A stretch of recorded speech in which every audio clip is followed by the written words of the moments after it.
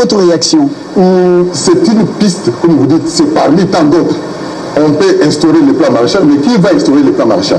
Ça, c'est la tâche qui revient au prochain gouvernement que nous attendons. C'est au prochain gouvernement de voir comment ils vont, ou comment il va orienter les efforts pour arriver à maîtriser le groupe rebelle et faire revenir la paix et l'harmonie, la sécurité à l'est du pays. Qui va investir des capitaux? Mais ça ne peut être que les gouvernements congolais. Je ne vois pas un pays étranger ou même une organisation internationale gouvernementale donner l'argent à la RDC pour aller imposer ou, si vous voulez, ramener la paix. Celui qui fait cette proposition, professeur Sekimouni, pense qu'il faut que l'État congolais puisse se surendetter. Parce que tout le monde vit avec les dettes, même les États-Unis d'Amérique. Alors, avec l'argent emprunté, il faut amener à faire les affaires dans l'Est de la République et occuper plutôt les jeunes, leur donner du boulot, et de cette façon, la personne ne s'intéressera plus à prendre des armes et à fumer du chanvre pour faire la guerre à son pays, afin de faire échapper les minéraux. Et justement, à côté de cette solution-là, de cette solution que vous faites allusion, les plans Maréchal, l'argent, les capitaux pour occuper les gens, il faudra maintenant que sur le plan interne, que la trilogie stratégique, armée, service de sécurité et diplomatie préventive soit aussi, comment dirais-je, exécutée ou mise en évidence par le gouvernement congolais. Pourquoi? Parce que si vous n'avez pas une armée forte, dissuasive, républicaine et tout ce que vous voulez, eh bien, ça ne sera que illusion. Si vous n'avez pas des services de renseignement sûrs et efficaces qui ont les moyens qu'il faut pour pouvoir se déployer sur le terrain et arriver à récolter des informations aussi dont il faut, ça ne sera que illusion. J'ai rebondi, dernière préoccupation. Le président Félix Tshisekedi trouve quand même un décor encourageant, une diplomatie proactive, incisive, et qui a produit des résultats, et qui a mis en déroute beaucoup de stratégies des prédateurs. Et sur le plan militaire, nous sommes parmi les top 10 des armées africaines. Et 74e, 75e dans le monde. Et puis, beaucoup d'âmes armées, et on n'a pas que des délinquants dans nos rangs, on a des gens très consciencieux, patriotiques, bien formés, et aujourd'hui mis en déroute le M23, c'est-à-dire les Rwandais qui nous ont fait la guerre. Alors, à ce stade-là, quelles sont les chances que vous donnez à Félix Tshisekedi? Déjà avec 3 atouts majeurs comme ça, service de renseignement aussi efficace. Non, je crois que l'actuel président vient trouver une solution, vient trouver un terrain qui est déjà bien modélé, bien aplani pour lui. Et vous savez, je vais encore vous dire une chose, lui-même, il s'est déplacé. Première sortie, première visite, c'était le camp Tchatch. Il est allé rendre visite à la garde républicaine.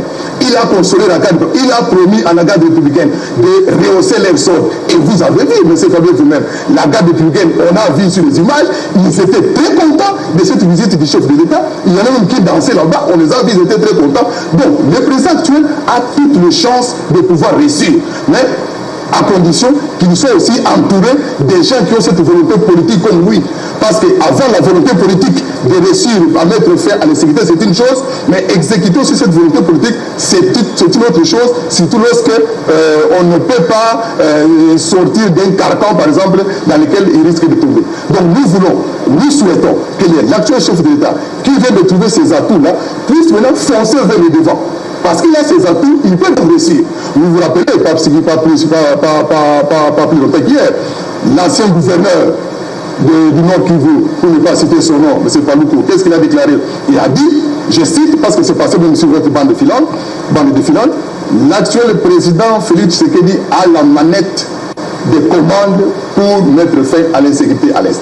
C'est ce qu'il a déclaré. Et lui, en 12 ans, gouverneur, incapable de pouvoir faire quelque justement, chose. il a fait ce qu'il pouvait faire, mais il estime maintenant que l'actuel chef de l'État peut vraiment appuyer sur les manettes et faire stabiliser la situation. Mais l'armée fait face à ce qu'on appelle la guerre asymétrique. Ce n'est pas une guerre conventionnelle. Et à des gens qui massacrent sur des villages. Et vous pensez que Félix Tshisekedi a par baguette magique va mettre fin, va dire aux ADF rentrer chez vous? Non, c'est pas l'affaire de Félix Tshisekedi seul.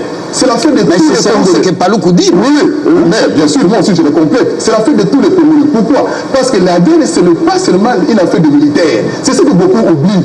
Nous, ici, chez nous, on croit que lorsqu'il faut parler de défense nationale, sécurité, renseignement militaire, les gens ont en tête seulement que c'est une affaire de militaire. Non, c'est l'affaire de tout le monde, de tous les Congolais qui sont concernés, de tous les Congolais qui ont fait des études de défense nationale, de sécurité, de renseignement. Ça nous concerne tous. Pourquoi? Parce que la défense et la sécurité du pays, c'est l'affaire de tous. Ce n'est pas l'affaire du seul président de la République. C'est ça l'erreur que nous commettons. Et vous verrez même que nous sommes les seuls pays au monde, ou parmi les pays au monde, où nous n'avons même pas des centres d'études stratégiques.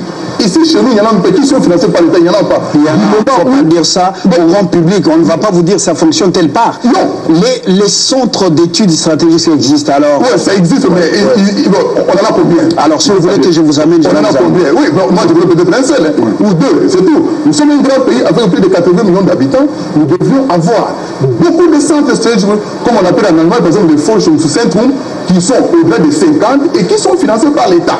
Mais ici, chez nous, je ne connais pas un seul centre d'études stratégiques qui est financé par l'État. Je n'en connais pas. En moins que vous allez peut-être me le dire. Alors, c'est ce que je dis. Alors, je ne veux pas quand même vous étaler tous les secrets d'État ici. Voilà. Vous savez, le Congo importe beaucoup pour nous, les médias, même si on reste très critique. Et je vous remercie d'être venu. Vous avez raison, la guerre n'est pas une affaire du président et de l'armée. C'est aussi notre affaire. Nous avons fait cette guerre contre le M23. D'ailleurs, un Rwandais me l'a rappelé à Kigali, à l'aéroport, dit vous journaliste, vous journaliste RC4, vous avez fait très barre au V3. Alors, je me rappelle que j'en étais très fier. Vraiment. Voilà. Donc, merci. Demi-mot. Oui, demi-mot. Merci beaucoup, M. Fabrice, c'est moi qui vous remercie. Donc, en demi-mot, je veux dire ceci. Ce que l'opinion doit savoir, que la défense et la sécurité du Congo, ce n'est pas l'affaire du président de la République seul, encore moins des militaires. C'est l'affaire de tous les Congolais épris de paix et de bonne volonté. Et nous sommes tous appelés, chacun là où il est, à apporter son expertise, ses compétences et ses capacités pour trouver des solutions aux problèmes d'insécurité qui rongent notre pays à l'Est. Je vous remercie, Tchonga François. Je rappelle que vous êtes docteur d'État en sciences politiques et études stratégiques. Vous l'avez fait en Suisse allemande, directeur général du bureau d'études et de défense nationale, sécurité et renseignements stratégiques, diplômé d'études du Centre d'études stratégiques pour l'Afrique et diplômé de l'EFO. Merci à vous de votre sympathique attention. À très bientôt pour un autre numéro de Invité.